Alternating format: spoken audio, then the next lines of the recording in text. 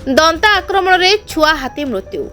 Sundargarh जिलार Koida range गणुआ forest बिट्र Malda जंगल रे दंता हाथी आक्रमण रे छुआ हाथीर मृत्यु होइतिबा देखिबाकू मिलिछि।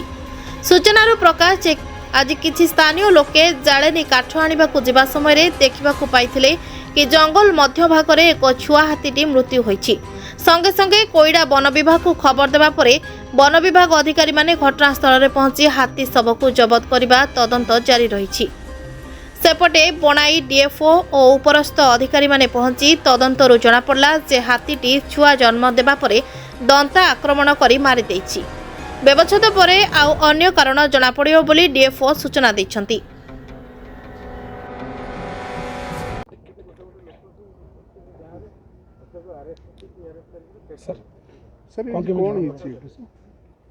आम ये स्पॉट से पहुँचू बर्तमान गोटे एलिफेंट काफ डेथ डिटेक्ट है। तापर प्राइमा फेसी आम इन्स्पेक्शन कला बेले जना पड़ा जे जना पड़ुची जहाँ यहाँ बोधे 2-3 days बैक रे एटा बार्थ होता then this incident has happened. Sir एबे यार प्रोसीजर कौन अच्छी जेहेतु छुआटी अच्छी या केमिति अपन आइडेंटिफाई करिए केमिति मरला बोल सेथि पई हमर वेटनरी जो ऑफिसर अछंती से माने टीम आसीबे।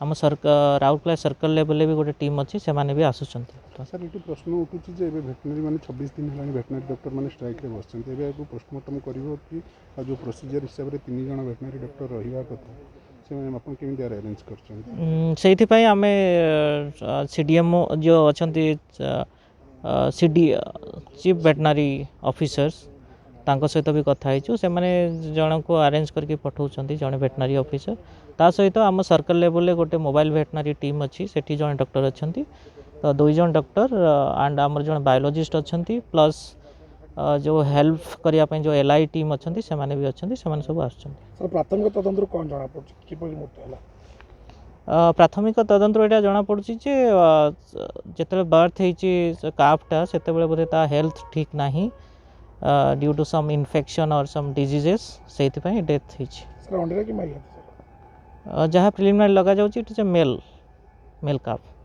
Thank you. बनाईरू गणेश सापट को रिपोर्ट संपर्क टीवी ओडिशा।